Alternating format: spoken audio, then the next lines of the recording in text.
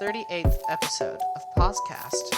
It's Thursday, the 27th of April, 2017. I am Jessica Alouette, and I use she, her pronouns. And I'm Mark Hanna, I use he, him. Welcome. Sorry that we missed an episode last week. There was some connection issues, I would say.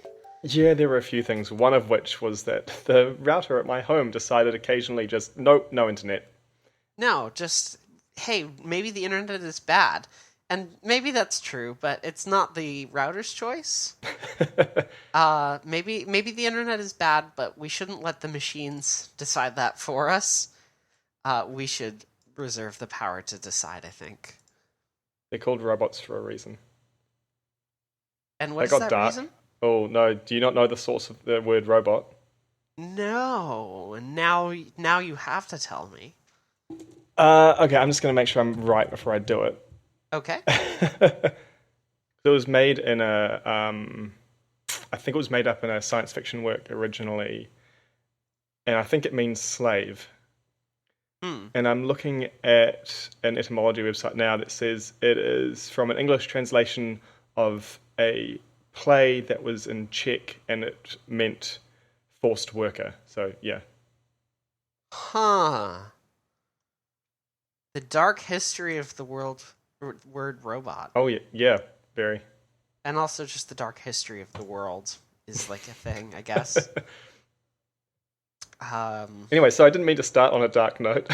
Well, I mean, you've played a lot of a game in this past couple weeks, which focused on, like, the end of the world, or what happens after the end of the world as we kind of know it, and that's Horizon Zero Dawn, isn't it? I've actually now finished it, which is I don't finish games that often, so it's a big deal, and everyone who listens will know I've been working up to it for a while. So that was really cool. I played a bunch over the weekend, and I finished it on Sunday afternoon. And very nice. Yeah, and I really liked the ending and like the epilogue stuff. I really, really, really liked. So that was really cool. I don't want to be too specific because I think people should play this game, and I don't like spoiling things. Yeah. But yeah, another game I've finished. Good job. Cool. It definitely has been like a long time coming, hasn't it? Yeah, for sure. And of course, what I did immediately after finishing it was buy Mass Effect Andromeda and start downloading it. So I've been playing a bunch of that since then. I started playing that Monday evening, and then Tuesday was a public holiday, so I played through it then, and I played some yesterday evening. So, I'm not that far in yet, but it's been pretty good. And I asked you just before the show, based on that, to guess how long I've been playing, and I told you I wasn't going to tell you the actual answer yet. Yep, and I guessed, just for the record, 15 hours. Yeah, you weren't that close. Do you want to have a second guess, just in case? Okay, I want you to give me a higher or lower. No. Please? No. Shit. I mean, the fact you don't have to guess again if you don't want to. The fact that you have made this the case sounds like it might be higher. It sounds like you might be in more of the range of kind of 24 hours. 26. Ooh, so, very nice. Yeah. I'm really enjoying it. It feels a lot like Mass Effect 1 in all the good ways. That's really cool. I've similarly put a bunch of time into a thing that I've picked up over the past couple of weeks, which was Legend of Zelda Breath of the Wild. Cool. So you've spent a bunch more in that? I have spent a bunch of time in Breath of the Wild. I think I've solved probably about... I think I'm up to 25, 26 kind of the puzzle shrines. Oh, yeah? How many are there in the game? I believe it's 120. Oh, wow. That's a lot. Yeah, and there's also something like 900 of these other smaller kind of collectibles in the world, which are called Korok seeds. Oh, yeah. And you can find them in little places in the world that look kind of out of place. Yeah. So, I've found a couple which, there's been kind of this rock formation on the wall, and there's been a like metallic rock that I have to move to match one of the other formations. Because one of your powers that you get is like magneto powers, kind of like you can move objects with your mind, right? Exactly. You can Specific move objects. magnetic objects. You can just kind of generate bombs out of thin air. You can stop time on various objects, which is quite fun. I've used that, like, I've seen that power used and used it a little bit myself to propel myself through the world. Wait, the pause time one. Yep. Here's what is kind of cool about how Zelda handles that. Mm-hmm. If you apply force to an object which has had time stopped on it, that force will increase exponentially when time resumes. Wait. So you mean steeply? One of my pet peeves is that you can't have an exponential relationship between two numbers because I'm a pedantic nerd. Yeah, it increases quite steeply. So you can hit an object with a bat a few times, like a big flat piece of rock that you've stopped time on. Mm-hmm. And then climb on it. Climb on it and be propelled a few hundred feet along. It is quite impressive. It's very fun to do. You don't like ragdoll and take damage or anything? Nope, you just kind of surf on it. That's pretty cool. It's very fun. I've really enjoyed doing all kinds of whack shit. Have you seen the shield surfing? I have seen the shield surfing. I've done it once. Yeah, I had my brother show it when I was watching a bunch of Breath of the Wild a few weeks ago. It was pretty cool. But I saw them do a few puzzle shrines, and one of them, which was just happened to be the one I watched the most closely, I was really impressed with how many different ways they gave to solve it. Mm-hmm. This was like you stand at a certain point and you get control over a platform with a maze on it, and there's a ball you have to guide through the maze.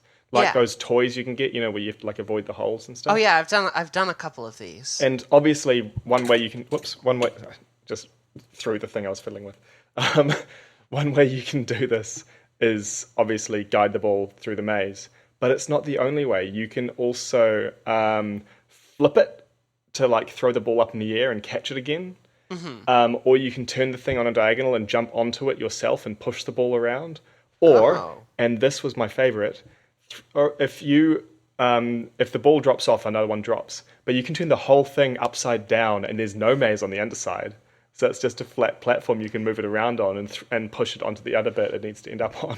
Yeah, I have done that. Yeah, it is very good. I was really impressed, except for the fact that it's reverse. Like all the controls are reversed, so it's really hard to actually get the ball, even on this flat surface, over to the target area. I was just really impressed that there were so many ways to solve the puzzle, including the obvious one, but also a bunch that were just like easier but harder to think of, I guess. Yeah, it was really cool. I don't know if the other puzzles follow that as well, but I expect that, being the type of game it is, there will be multiple ways to solve a lot of the puzzles, which is really nice. Even getting into some of the shrines, I've found some like weird and unexpected ways to get in. Like there was one where there was an obstacle around the shrine, and I accidentally set it on fire, and that burned all of the rest of the obstacles surrounding the shrine away. And another one was I used a fire to ride an updraft. Oh. And fly in towards the shrine. Like fires when they get big enough will generate an updraft. And you've got your your hang glider, and you can actually ride that updraft. I was going to call it a rug parachute, but yeah. It is so cool. The things that you can do in this game are so cool. Like the first thing I saw in the game, watched my cousin play it, was just he was walking around this random area, and there was a gap between two, not platforms, but like two bits of land. There was like a crevasse between them. And he cut down a tree over the gap and walked over it. And in a lot of games, if you can do that, I would expect it to be like, this is one of the few trees you can cut down and it always falls in the perfect way. But it wasn't. It was a tree, and he stood in the right place to hit it the right way to knock it over the gap, and then walked over it. Yeah, that's another thing. That's even like It's even in the tutorial area. There's like an area of that whole space where you can chop down trees and cross big gaps with it. And it's these things. It's all these cool like interactions. Yeah, it was that really are just cool to watch. so cool. Breath of the Wild's, I can see why it got such like high scoring from the game's press, which I believe it's one of the best rated games of all time. It's second best Zelda, I believe, in terms of critical reception. I mean, that's saying a lot. Second only to Ocarina of Time by like 1 point. So like, it's kind of a big deal. This Legend of Zelda Breath of the Wild indie game.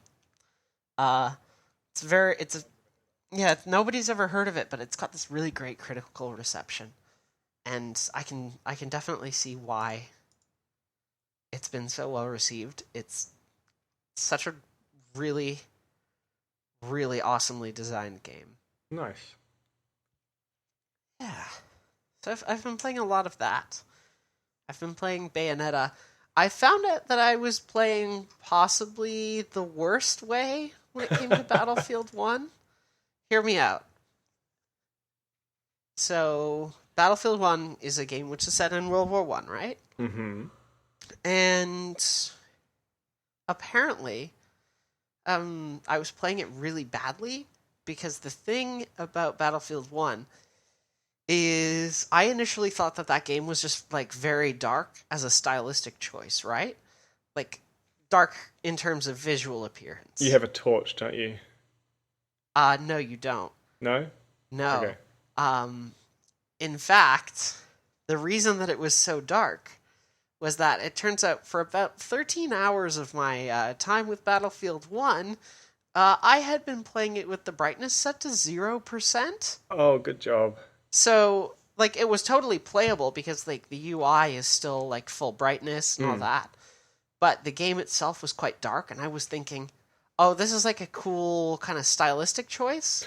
And I thought that it was just what I was expected to see. How did you manage to get that set to 0 without noticing? I don't fully understand. Because a lot of games, when you start, right, they've got that, like, set your brightness thing. Yeah, I don't think this did. Okay. But if it did, I missed it. And so I've been playing for a non-trivial amount of time at 0%. So I'd like to just show you the difference. Oh, yeah? I'm going to send you a Twitter message. And it's going to have what the game looks like at 0, and then it's going to have what the game looks like at 50? At 50, which is kind of its default value. Yeah. So that you have 0. I'm sending the second one now.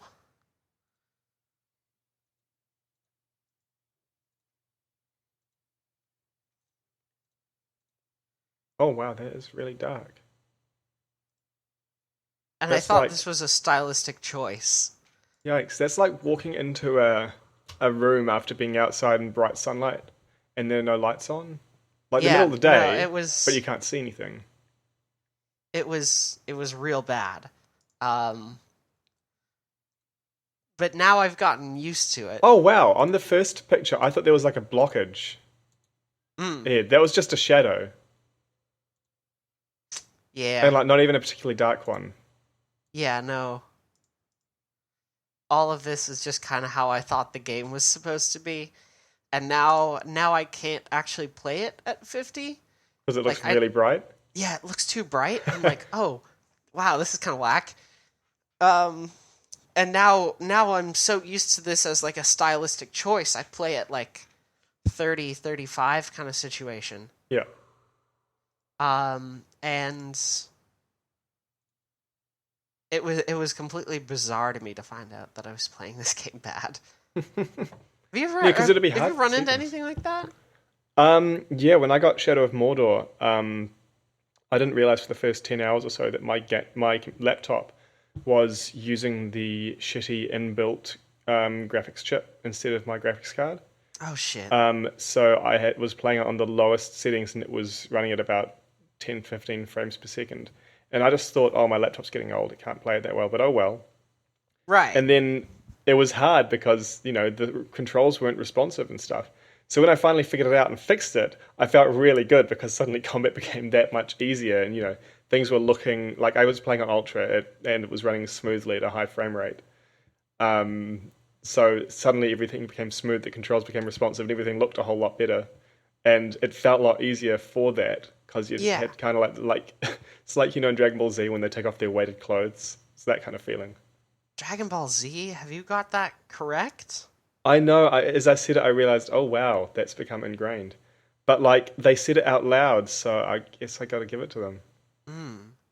I mean, the scene that I would think of is like, there's a scene in Naruto in which one of the characters, Rock Lee, actually removes like weights which are more than his body weight from him, and just drops it onto the ground, and it's this massive impact, and everybody's just astonished by how well he's been fighting like that. That's kind of what that moment in Battlefield was like, where Yeah. oh, now I can actually see things. It's about to get very, very good. I remember actually on that Dragon Ball Z note, I used to have a bunch, like when I was a kid, I had a bunch of emulated Super Nintendo games I'd play on the computer, and one of them was a like Street Fighter Dragon Ball Z game. And I'd change the frame skip. So I'd only play against the computer, and it probably wasn't very good because I would have been like 11. But like I'd change the frame skip so everything would go that much faster, and then be able like, okay, I can beat them when it's skipping every second frame and it's running that much faster. Right. And then like you go back to normal, and it felt like you were playing in slow motion. You could react so quickly and stuff. It was kind of interesting. Like you That's could play pretty in choice. slow motion as well, to like get really used to all the cues the animations would give off. It was quite fun. Video games. Video games are good. So what are your thoughts on Mass Effect Andromeda so far? So kind of two sides. One is I've seen a few bugs, and I wasn't impressed with the character creator, unfortunately. Oh, The reason for that is it's all sliders, and don't change like the shape of the character's eyes or mouth or nose or anything like that. Essentially, what you do is you pick a preset face, and they all have different eyes, eyebrows, noses, mouths, skin textures. okay. And then you customize that by selecting like skin tone, eye color, eye depth, mouth height, nose width, and stuff. Right, So so it's much more limited than something like previous BioWare game, Dragon Age Inquisition. exactly. So I was expecting something better than that because it felt more like you're tweaking a preset rather than making an entirely new face. Like you couldn't make an NPC a face with that sort of thing. So that was a bit disappointing, but I'm still happy with the characters I ended up creating because you make two, because the protagonist is a twin and you also make their twin and you pick which one you're playing as. Yeah, kind of like Fallout 4, right? Yeah, exactly. How you make both a husband and wife and then pick which one you're playing as in Fallout 4. Yeah, exactly like that. Although the character creator, unlike in Fallout 4, it's not an in-game looking in the mirror thing. It's just like abstracted out. Actually, that's right. Thinking back, in Mass Effect 1, the character creator was in-world because they did this, wasn't it? Or was that Mass Effect 2 I'm thinking of? It was Mass Effect 2 that was in world. Is that the one where they were like recovering your files? Because I thought that was Mass Effect 1. They were like recovering your profile with the Alliance or something. Because you had to give them your background. No, yeah, you're right. They had to Yeah. rebuild your... They rebuilt your profile for And it was like Mass Effect confirm 1. appearance or something. Yeah, basically. Yeah, they didn't That's have anything exactly like that what in that Andromeda. was. I'd forgotten about that until this moment. That didn't bug me that they didn't have an in-world thing for it. That's just like, that's fine. Mass But Effect also, 2 had an in-world one as well, because you had that, like... It was the, like, facial reconstruction, yeah, essentially. yeah. And in Mass Effect 3 I had to do it because the hair I'd been using for the last two games no longer existed. Yeah. Yeah. I've talked on the show, I think, that my color... my hair color got all fucked up when Yeah, same. I transferred over to Mass Effect 3. Not the hairstyle, just the color. Yeah, it was both color and style for me. Oof.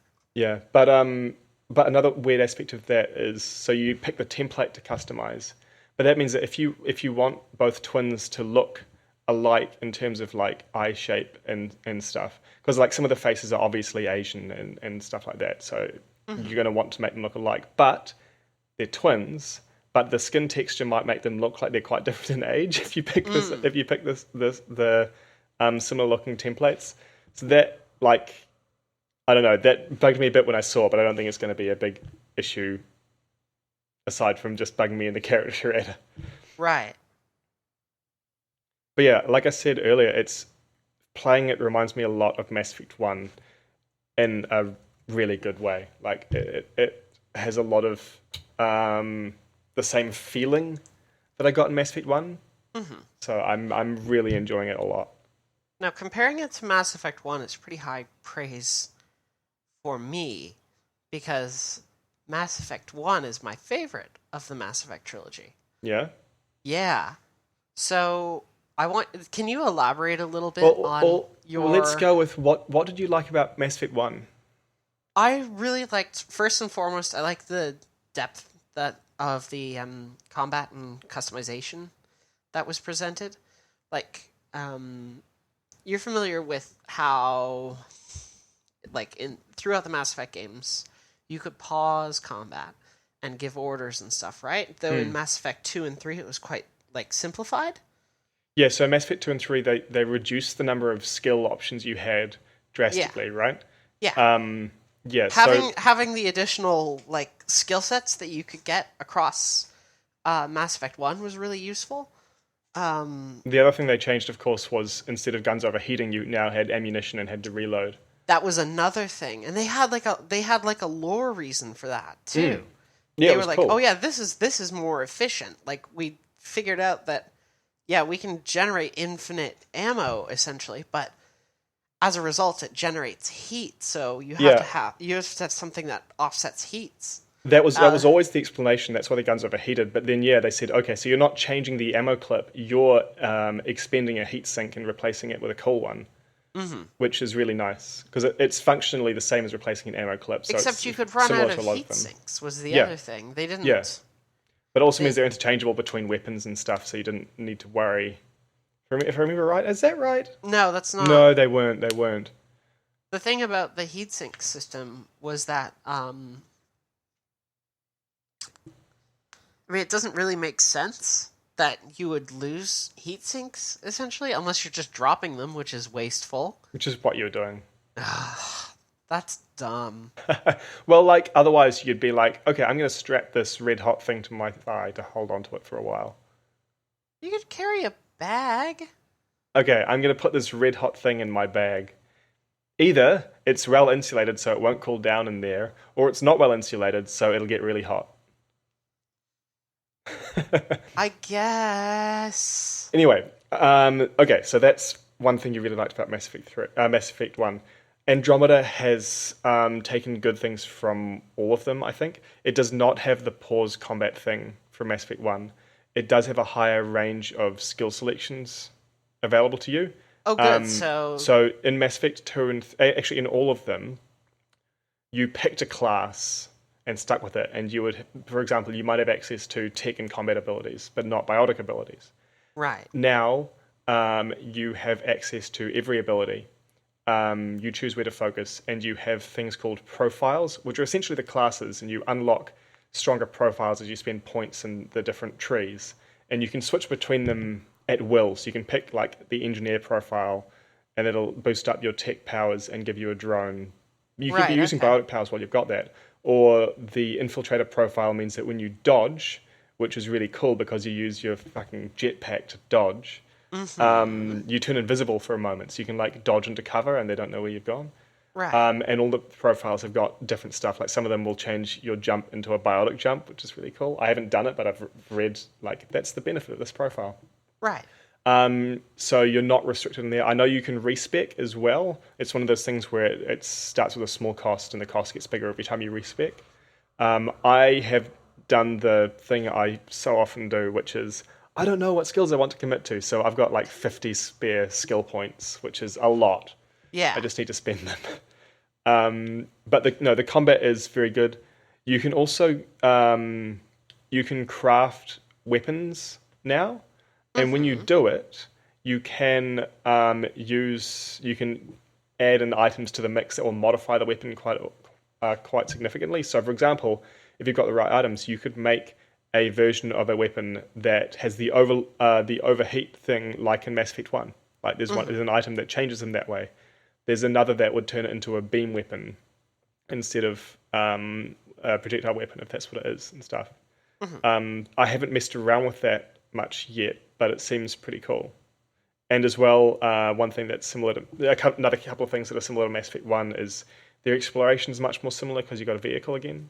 Mm-hmm. And you find loot, you find weapons and armor, and they're tiered, and it feels similar to Mass Effect 1 in that way, except the armor is better than Mass Effect 1 was because you can customize its color no matter which one you pick up. Right. And Okay. it's modular. You've got your torso, legs, arms, and helmet.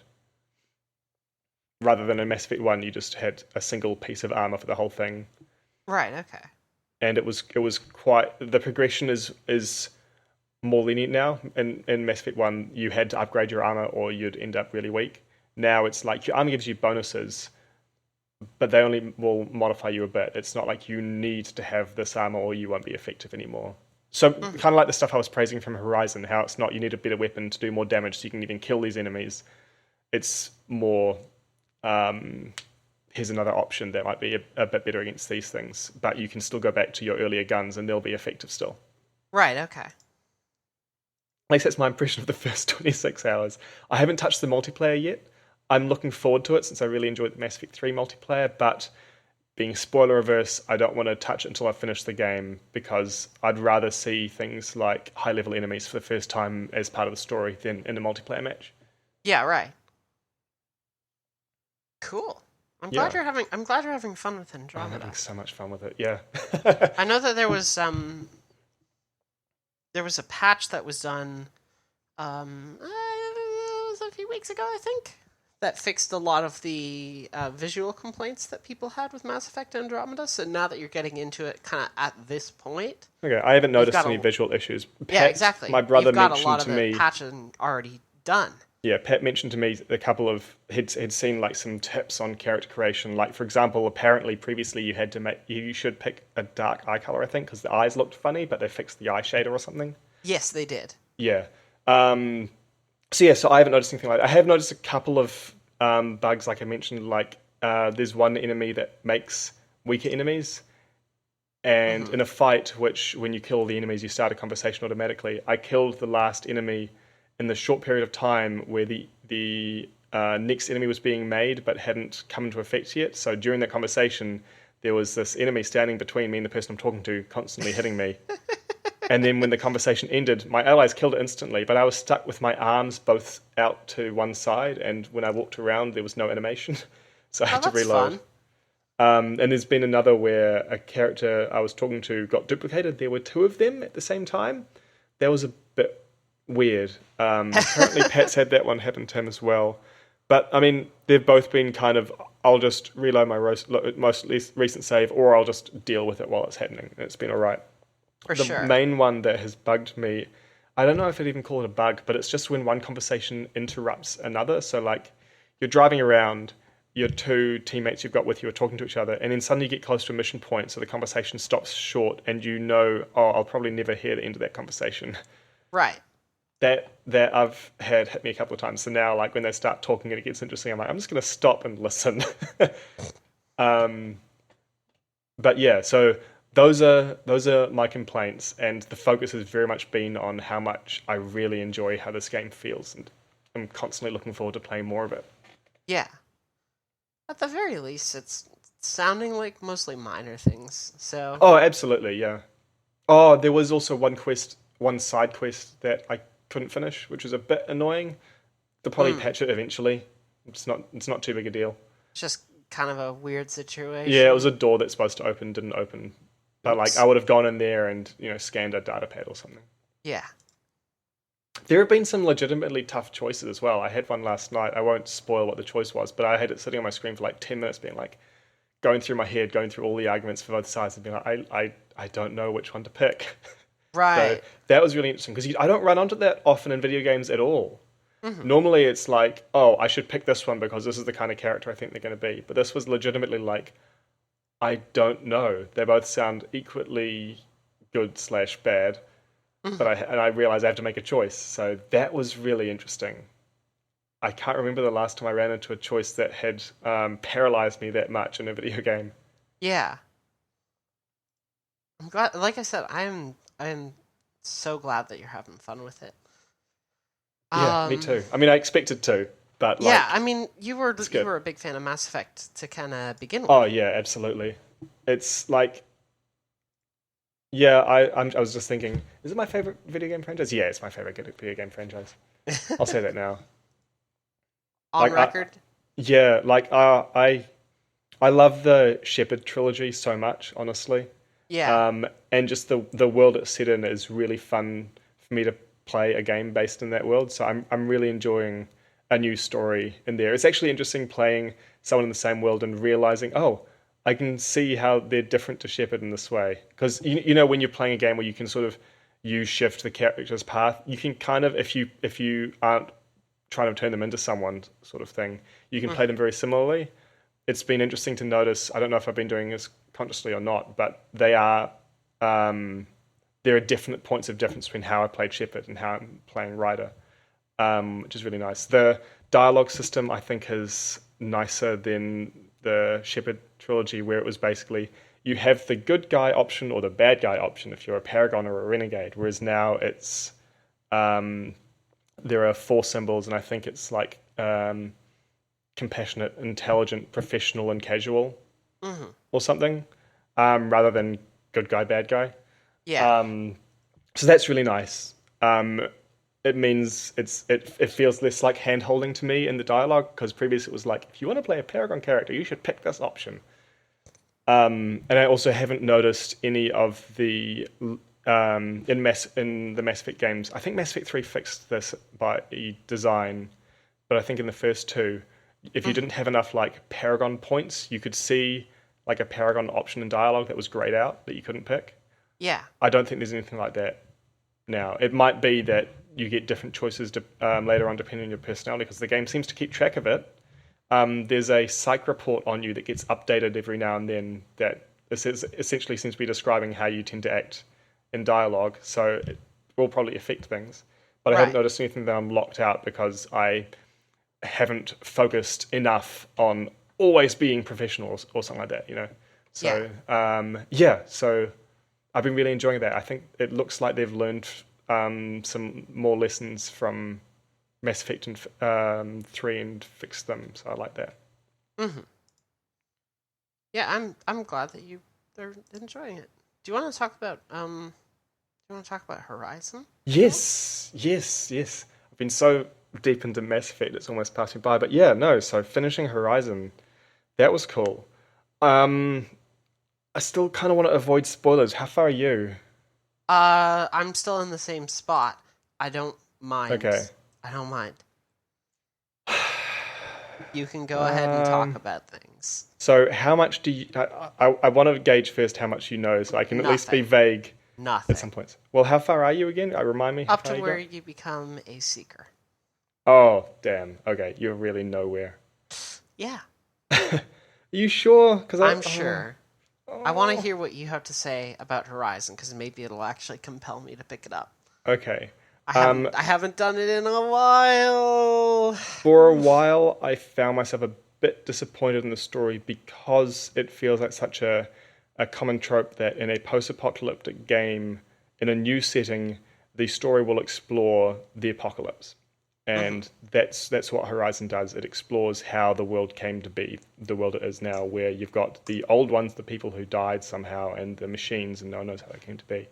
The story is follows the thread of how that happened, and the name Zero Dawn refers to something in that story. Hmm. Um, and essentially, the plot ends up being similar to, without being exactly the same as, the thing that destroyed the world is coming back, and you have to stop it. Hmm. And you have to unlock the secrets of the past to know how to do that. And yeah, so for a while I was a bit disappointed because it seemed like a common trope, but I got really into it. I did like the storytelling. It was all done through like holograms of the long dead characters doing stuff. There were a couple of twists, but I think I mostly anticipated where it was going, and I don't think that's a bad thing. One thing, excuse me, I actually really liked about the storytelling is the characters are intelligent, particularly your character, like Aloy is intelligent. She puts pieces together and figures things out without having to be told explicitly. Because in a lot of things it'll be like the audience has all figured this out, but the main characters just don't, to keep you in suspense. Right. Whereas here there are quite a few moments, I can't think of any specifically, but I remember thinking it again and again, where the pieces were just there and no one had said it, and she put them together, and it's like, well, yeah, of course, she's figured that out because we've figured that out, and she's smart. Right. So that was really nice. It doesn't rely on exposition to inform the main character. It's just she's smart like the player is. Yeah. Yeah, it's really good. What was my next train of thought? Yeah, basically it's sort of following two stories in that respect. You've got the current one of, okay, what's coming back? How can we stop it? And then also the story of what happened leading up to the end of the world and why are people still around if it was going to go that way. Right. I think it is a really good premise. I don't want to spoil it. Okay. You've got a bunch of pieces probably already just from playing the game. But one thing, so a lot of the time, there's two, because you're following two stories, there's kind of two protagonists, right? There is the protagonist of the old story, the ancient story, the person who figured out how to stop the apocalypse from who figured out to let life go on afterwards. Right. So you're following their story as well as Aloy's story of stopping it from happening again. And there's a really nice symmetry there. And there was an epilogue afterwards, after the end of the main story, where Aloy goes to find the body of that person, and she does. And there's a really nice audio clip of them talking.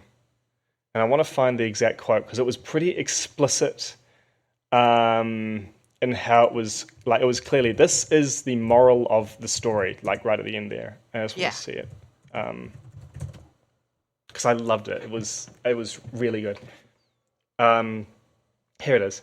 Being smart will count for nothing if you don't make the world a better place. I'm into it. Yeah, I really, really liked that. And it shows strongly in the story as well. Like you get that impression again and again, and they just put it into words at the end. And I really like that. Words to live by, I reckon. I could agree with that for sure. But yeah, so Horizon, really enjoyed. I've gone on and on and on in past episodes about how much I like all the gameplay stuff. And now, for the couple of issues I had with the story, for all that, I still really enjoyed the storytelling and the moral and all that. I think it was really well done. Sweet. So you should play more of it, damn it. I should. You are absolutely right. I absolutely should. I hope I managed that fairly spoiler-free. I think you did. I think I did. It was pretty vague. It's pretty vague. I think I know who the person is, and that's kind of it. That person's kind of important. Already, maybe? Where you are now, I think you have seen them once. Once, okay. I think. If you're, yeah, probably just seen them once, like just before where you are now. You won't have enough pieces to know for sure it's them, though. Except that they might be the only person you've seen who it could be. I mean, I don't know. We will have to just kind of see. Oh, actually, that's another couple of things. So I did all of the collectible stuff. I spent a couple of hours on one playthrough doing fast traveling and getting all of the metal flowers, which I really liked because you picked them up and you get a little poem with each of them. And they were really nice. Okay. There's a special armor set that you have as a side quest for most of the game, presuming you find it early in the game, which you probably will. I got that. but I've realized I missed out on a conversation at one point because I was missing a big chunk of one of the important characters' backstories that does get explained. Ken's confirmed to me there is a conversation. So at one point, I'm gonna need to go and load a game and go talk to the person who can tell me that information. So I get that missing puzzle piece. Right. It's a lot of good game that you have had a good time with this past couple weeks, it sounds like. Yeah, I think I racked up 65 hours or so in Horizon by the time I finished it. Did you get all of the trophies? No. No, not by a long shot. Probably. Because there's probably one for getting all data points, and that would take forever. I definitely didn't get all data points. I did get some that seemed to imply to me that I finished all the side quests. It wasn't explicitly finished all the side quests, but it implied to me that I might have done it, and I think I did because I didn't see any more like new mission things anywhere on the map. Right. And I'd cleared out completely my side quests thing. I didn't do stuff like clear all the corrupted areas, but I did pretty much everything else. I did all the hunting grounds. I did all the collectibles. I got the set of collectibles that you can't track on the map. So there's a sort of two if you count one for that special armor quest because you have to collect power cells. When you get that quest, by the way, just be comfortable with the fact that you cannot get all of them until late in the game because you get some of them in story missions. So don't spend forever just trying to look for them in the world. You won't find them. Fair But enough. yeah. No, I was more of a completionist than usual with this game. When you finish it, it spits you back out before the final quest, so you can continue playing. Right, just in the lead up to that. Yeah, that's actually it's a very interesting conversation around that at the moment. Waypoint, who I have extolled the virtue of to no end at this point. Waypoint posted an article pretty recently about video games and they need more actual endings, and perhaps gaming doesn't have enough endings which have enough aftercare, essentially. To explain that term, and it might get a little bit weird for a second, just forewarning. Mm-hmm. I'm gonna let you know in advance this might get a little bit weird. So long as it's not spoiler weird, I'm not bothered. No, it's not spoiler weird. It's just gonna get a little weird. Okay. So, are you familiar with the term BDSM? Yeah. Okay. So, within BDSM, after a scene is complete, there's this concept of what's called aftercare, which is it can be summarized as kind of like cuddling and coming down from the scene, essentially. Where this Waypoint article argues that not a lot of games actually have that kind of aftercare moment because there's no definitive conclusion or way to wind down in a lot of games. For example, in Breath of the Wild, after the final battle is complete, and Horizon, after the final battle is complete, you are put back into the world in a state which is not... the ending hasn't happened yet. You're still very much immersed in that, even though you've seen an ending, right? Mm. You're just right back where you were. And so the argument there is games maybe need to actually have a definitive conclusion where you can see the impact of what you've done rather than you're just done. You've finished it, but there's still more to do, and you're right back where you were before the ending actually happened. Did the game end?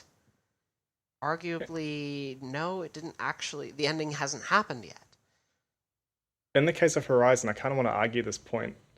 I feel like they spat you back out just so as sort of a, hey, if you haven't finished anything, you can still try to do that, but the game has ended. Because when you finish, there is both an epilogue and a post-credits scene, and I think they do a good job of showing both closure of one story, which is the past story you've been following this whole time, and showing that Aloy's story isn't done yet, but it's not in this game, the rest of it. Right. Essentially, it looks like there's going to be a sequel. Okay. I'll be annoyed if there's not, because I'd really like to play a sequel. And I actually, just when you were talking about Aftercare, I was thinking, well, actually, the epilogue scene did that really well for me. It felt like closure. There was actually a really nice thing, and I'm going to spoil something very minor if you don't mind. When so Aloy's gone to find the body of this person, and as the camera pans out and goes up into the sky, you see there is a triangle of flowers around the body. And you'll recognize that because every metal flower collectible you've found has got the same triangle of flowers around it, which when Aloy finds them, she notes them, and she also notes her words are something like, the old ones didn't leave these, there's something new. And they look kind of similar to the robots. So from the story, you can figure out right there at the end who left them and why, if you think about it. And it's really nice. But just seeing that scene to put an end to that story of the past is really nice, and I think it's fair to qualify that as aftercare.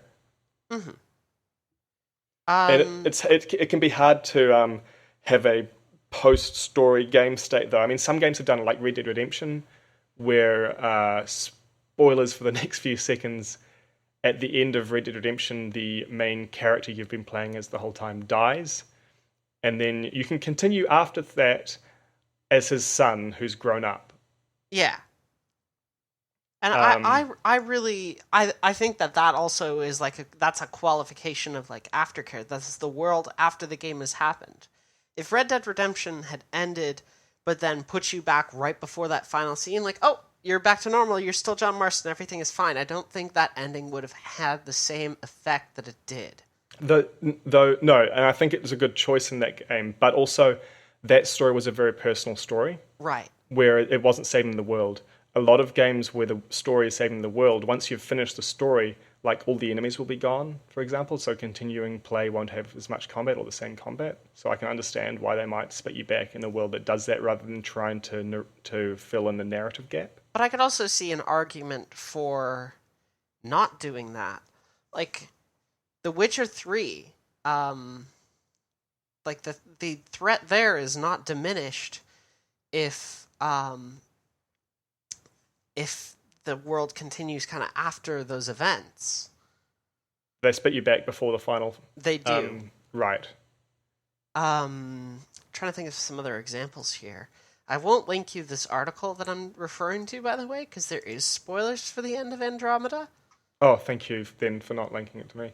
Yeah, it's a good read, and I would like to send it to you when you've finished it, and I'll have it in the show notes as well. Okay. But it's got Andromeda spoilers, and I know that you would just very much not be into that right now. Even though I'm playing it, I'm still as spoiler-verse as I can possibly be. It's really nice actually talking to my brother Patrick about it, because I mean, we're brothers. We understand each other very well. We both come from a similar base of respect for the Shepherd story and understanding of how we each try to avoid spoilers. So I get annoyed by such minor things as, oh, I looked in the statistics section and found out the name of a type of enemy before the game told me the name. Like, such minor things as that, I'll try to avoid. So I'm like, even though I'm playing the game now, I'm still trying as hard as ever to avoid seeing anything before the game shows it to me. Yeah. Even if it's the game showing it to me in a way that I don't think is the right way for the game to show it to me. Like, I want the story to show it to me. For sure. Yeah, I think that, like, I agree with the central point here, though. Like, I don't think games are very good at, in general, just kind of bringing people down. There is a lot of just, oh, you're back at the end of the game, like, before those final events. It's a hard thing with a game as well, right? Because if it's a book or a movie or something, there's an end, and you end it, and you stop. Yeah, there's the falling action after the climax. Like, that's it. Whereas for games, it's often like, well, they might want to keep playing, so we'll have to do something to let them keep playing. And sometimes you just keep playing after the story's done, like in Oblivion or Skyrim or something. It makes perfect sense to do that. And I mean, like, I I would also prefer to like have a definitive ending sometimes. And that Like, has happened with games like the original Mass Effect trilogy, right? Where you finish Mass Effect 1, it doesn't stick you back before the final battle. That it just is like, okay, you're done. Your save can be important to Mass Effect 2, but that's it. I don't even think Mass Effect 3 can be continued after you beat the game. I could be wrong about that. I don't think so either. I mean, there's the multiplayer still that you can I continue, of course, guess, it's not the yeah. story. Dragon But Age no, Inquisition does this, like, put you back before the kind of end game events thing as well, I believe. I might be misremembering that. There might actually be, like, a way to continue to play the game after those events. Like, it's not gonna. I can't remember. I can't remember if Horizon spits you back in game or tells you can load your save again. Right? Because I mean, you would always be able to save before the final battle and load it again for completionism. So it seems sensible to me for them to generate that save in case you didn't make it for people who Right. want to go back and play. But then whether it finishes it and shows you the end and spits you back at the main what's it called? The main menu. Just lost the word. Or if it automatically loads the game. It's a small distinction, but it can maybe change that feeling quite a lot of closure. Right. I think Dragon Age Inquisition also got like it did end up getting a definitive ending, just in like it got it as a DLC, and Oh, okay. after that point, it was like if you did this, that's the point of no return. You cannot play the game anymore after this. I don't I think that's a gutsy move for a game to make, and I wish that we got more definitive endings where we can see the impact of our actions afterwards, especially in like open world games. Like in a game like Call of Duty, right? That's perhaps not such a bad thing. Like there's a definitive ending to each thing, but it's also a fully linear quote unquote cinematic story. Well, I So mean, a lot of these open world games have linear stories as well. Like Horizon is an open world game with a yeah, very but linear story. there's a single path through the game of Call of Duty, right? Even if there's like Right. multiple Yeah. diversions, there's a single path through it. Where an open world game like your Watch Dogs, Dragon Age, etc., there's about a billion different ways that you can go about getting to not only like the broader story, but each individual part of that story and what ends up making all of that up. Like, there's a ton of side stuff that you can do in, like, Watch Dogs, and there's a ton of just the main narrative stuff.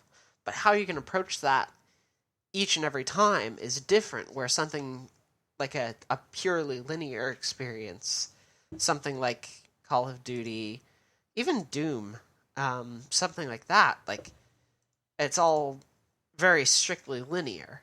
It's the same game for everyone. There's no Essentially, world right? to there's no other kind of there's no world to go back to, really. Yeah. There's nothing else that you may want to go see or explore because you've progressed through all of the individual segments of the story, right? Or if I finished Watch Dogs 2, I might want to go for a walk through San Francisco a bunch more. And like do some of the like activities, walk around, just appreciate how beautiful the city rendering is. I don't know. There's incentive to do that in an open world game. Definitely. Where there's not a lot of incentive to do that in something again like Call of Duty. I think that point I was raising just before about how much the nature of the world has changed by the ending can affect that. Like with, I'm guessing with Watch Dogs 2, though I don't know the ending, don't tell me, and Red Dead Redemption and stuff, the world still exists in much the same state after the fact. It's the characters you know who have changed. Right. So it makes sense to plonk you back in the world and it's mostly the same and that's fine. Whereas Horizon, after the end of the game, if it spat you back in the same world, you'd be like, hey, wait, shouldn't these things be different? And why can't I talk to this person about what happened and but stuff? like It would be a bunch of extra work to set up that aftermath as anything but a cinematic, right. I feel. I mean, it's a bunch of extra work to do a cinematic, but there was an epilogue cinematic. But also, like, why not let me explore all of that? That'd be something that it sounds like I'd be super interested in seeing. So, like, why not have that as an option? Is that because the assumption, I think, is, oh, by the time that this mission is done, by the time we reach this point in the story, right, the player will have done everything they could ever want to do in this world. So, and that's the design assumption I feel like is being made there, where that is almost certainly not true, where you could have players reaching that point, but still wanting to do more, or even reaching that point and seeing what happens after, and then being like, oh, I want to see that. Oh, I can't. Oh, I'm just back before. Oh. And now suddenly I don't want to play the game anymore. I get it. Well, I saw the ending. I guess that's it. I'm thinking all the counterpoints for Horizon very specifically, so right. I feel like I shouldn't nitpick because your points apply more generally than that. Yeah. I think Horizon did do it well. At least that was my impression of it. But I do agree with what you're saying about it's nice to have closure. I see if some games did just let you walk around and talk to the people again, I feel like that might be more of a dragging ending rather than any actual closure, though. I'm not sure, but I mean, in the specific case of Horizon, it's like I said, how Aloy has a new task, which is to go and find this person's body, and we don't know where that is. For we know it's outside the playable area, and we don't know how much time passes in between. It's there's an ambiguity there that I think might be intentional. So it's kind of like you don't play on because she goes and does this, and it's a cutscene. Right. But no, I do broadly agree with what you're saying. You want to call it there? Sure. Well, we've got what are you looking forward to playing? There's been a notable absence, something you haven't mentioned at all this episode that I'm a bit surprised about. Oh? Starts with a P and ends with Owner 5. Yeah, there has been like a notable Persona absence, hasn't there been? Have you not played it recently? I've played it a bunch. Yeah. I have about 8 hours in it right now. Okay. I just haven't sat down with it recently enough to kind of have any sort of detailed thoughts on it right now. Is that something you think you're going to play this week? I think it's probable. Also very likely Breath of the Wild. Nice. Persona 4 even? Really? Yeah, I've booted up the same Vita time? again. At the same time as Persona 5? Yeah. Oh, because it's different characters, again, right? So like I can just kind of do that. It's different characters, right? It's not a continuation Oh of yeah, the same story? it's completely different individual stories. Right. Like I might put more focus on Persona 4 because that's about 30 hours in. Mm-hmm. And Persona 5 I've got like 8 hours in, so that might be that. Titanfall 2 is going to be continuing to be a big thing. They just dropped a big update with a couple new maps, a couple new cosmetic things, some new gameplay modes. So I'm kind of interested in trying a bunch of that stuff out. And I think that's covering me. Persona, Titanfall, and Breath of the Wild. How about you, though? What are you looking forward to? I'm doing the opposite of you again and focusing in. So it's going to be all Andromeda for me. All Andromeda all the time? All Andromeda, yeah. I'm probably going to start it up as soon as we're done recording, honestly. I've actually just opened Steam. It doesn't have Andromeda on it, but I want to see how much time I spent in Mass Effect 1 and 2, because I think that the time I've spent in Andromeda already is about how much time it took me to finish each of those games individually. Yeah, each of those games is roughly about 24 hours in my experience. Yeah, so I've spent 56 in Mass Effect and 55 in Mass Effect 2, and that's 2 playthroughs logged on Steam. Yep, so it's about 24 hours. So it's longer than Mass Effect, or at least it is for me, so that's interesting. I hadn't really realised that until right now. One thing that spiked me a little bit, I took a lot of screenshots through the original Mass Effect trilogy. Mm-hmm. Now, of course, Mass Effect 3 being EA, it's an Origin instead of Steam. So I can teach you how to set that up after the show. That's right. I've got it set up now. So Origin doesn't support screenshots as far as I could tell. So I've downloaded the free version of Fraps to take screenshots. Which seems to work you don't have to do that. You can actually do it through Steam. I will tell you how. Oh no, I thought of that and thought, I'd rather not have the overlay anyway. So I'm quite enjoying using Fraps for it. That's fair. Because I did do it with Steam for Mass Effect 3 when I was playing through that. I like Steam for the fact that it does uncompressed PNGs, and just dumps them wherever I want. That's fair, because the free version of Fraps only does BMP, which is, of course, huge. Yeah, no, it does just nice PNGs. They're a couple megs a pop. Maybe I should do that.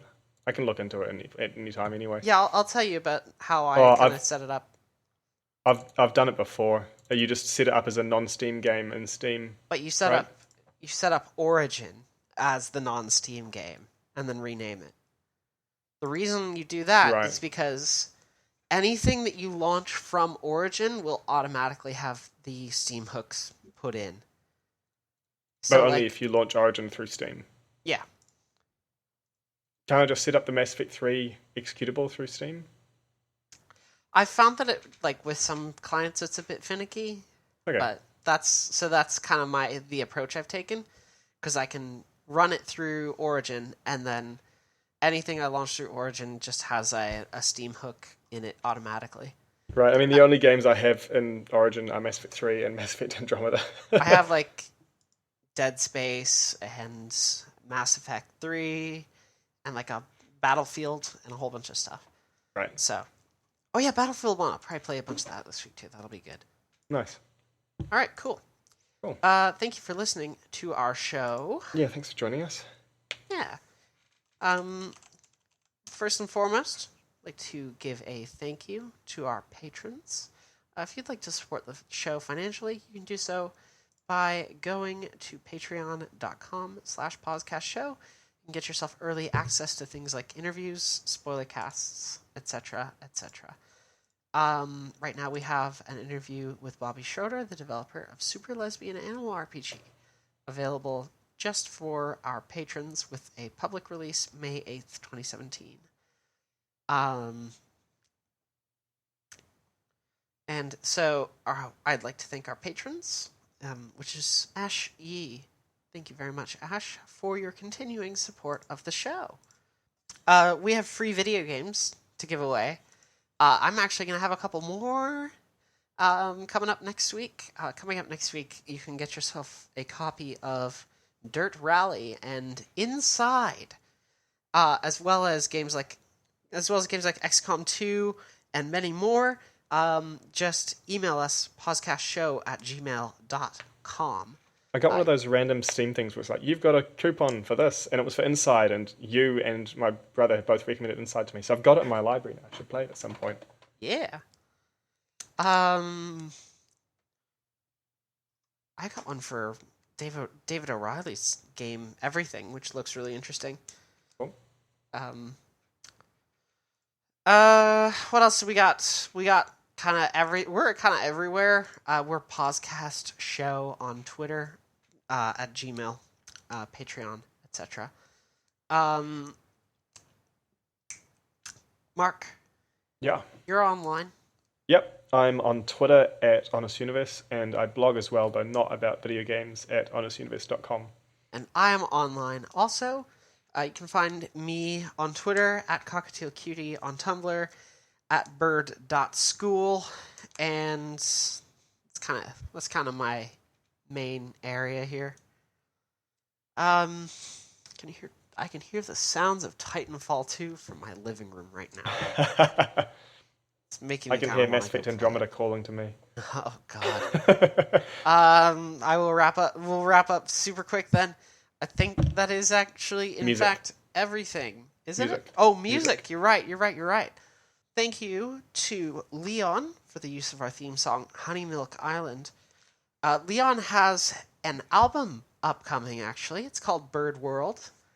You'll like that. I will probably enjoy that.